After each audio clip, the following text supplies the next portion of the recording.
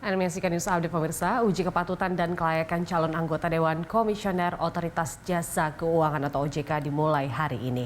Mahendra Siregar sebagai calon Ketua Dewan Komisioner OJK yang pertama menjalani fit and proper test di depan Komisi 11 DPR.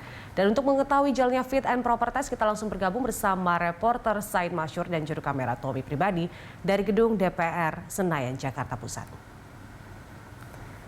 Iya, Said, bagaimana jalannya fit and proper test calon anggota Dewan Komisioner OJK hingga siang ini, Said? Baik, Julita, sampai dengan siang ini masih terus berlangsung fit and proper test Dewan Komisioner Otoritas Jasa Keuangan yang sudah dimulai sejak pukul 10 pagi tadi dan rencananya akan berlangsung hingga pukul 16.00 waktu Indonesia bagian Barat nantinya. Dan kalau yang kami lihat sampai dengan saat ini sudah memasuki peserta kedua, Julita, di mana hari ini ada total 8 nama yang akan mengikuti fit and proper test di hadapan Komisi 11. Nantinya di sana akan ditanyakan ataupun dilakukan seleksi dengan berbagai isu yang tentu saja ditanyakan oleh Komisi 11 terhadap beberapa nama ini.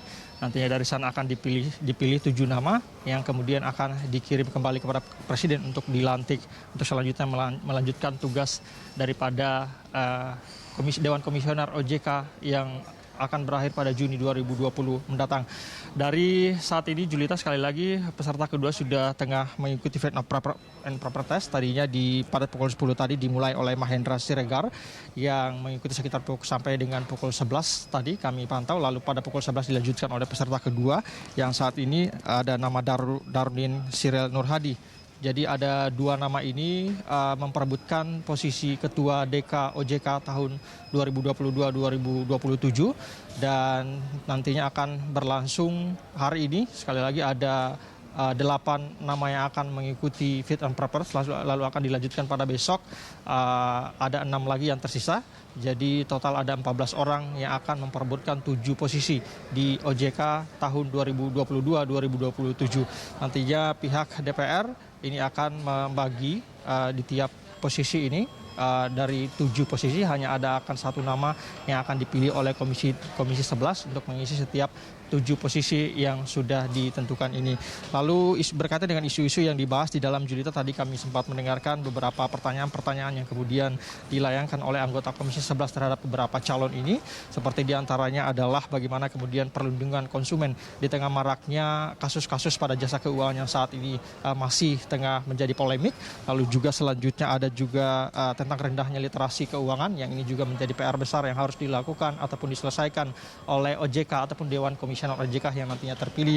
Lalu selanjutnya ada juga berkaitan dengan pengembalian kepercayaan publik terhadap industri jasa keuangan. Salah satu yang juga disoroti oleh pihak Komisi 11 DPR tadi, Julita, berkaitan dengan industri keuangan non-bank atau IKNB yang memang belakangan menjadi polemik dan juga menjadi satu-satunya industri jasa keuangan yang ramai dilakukan ataupun dijalani oleh masyarakat, sehingga ini kemudian dititik beratkan oleh anggota Komisi 11 terhadap beberapa nama yang mengikuti fit and proper test pada hari ini.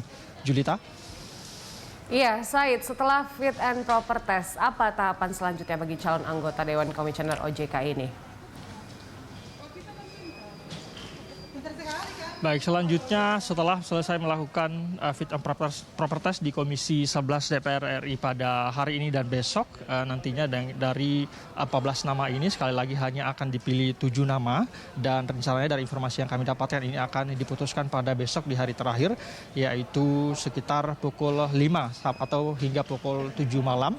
Di sana nantinya akan diputuskan untuk kemudian memilih mekanisme pemilihan, entah itu Komisi 11 melakukan voting ataupun musyawarah mufakat untuk menentukan 7 nama yang akan mengisi posisi-posisi yang sudah ditentukan pada Dewan Komisioner OJK tadinya. Nantinya pihak Komisi 11 ini akan memilih per jabatan ataupun per posisi, akan dimulai pada posisi paling tinggi, yaitu dimulai pada Ketua DK OJK 2022-2027 lalu dan seterusnya akan dilanjutkan dengan wakil ketua dan seterusnya.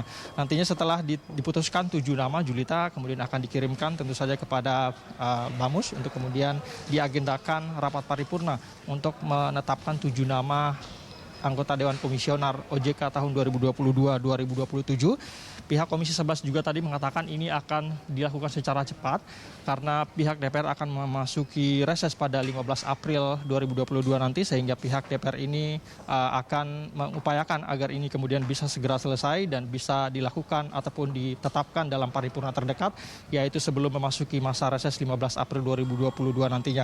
Nantinya tentu saja setelah ditetapkan melalui paripurna, Julita, nantinya 7 nama ini akan dikirimkan kembali kepada Presiden Joko Widodo. Nanti di sana akan dilantik dan kemudian akan menjalankan tugas pertamanya menggantikan periode sebelumnya yang akan berakhir pada 20 Juni 2022 mendatang.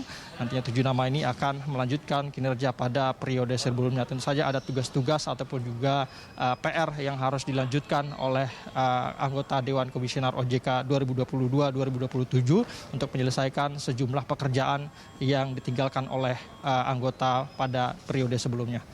Julita? Baik, Said, terima kasih untuk laporannya. Said, pemirsa, reporter Said Masyur dan juru kamera Tommy Pribadi dari Gedung DPR Senayan, Jakarta Pusat. Dan pemirsa, nantikan news update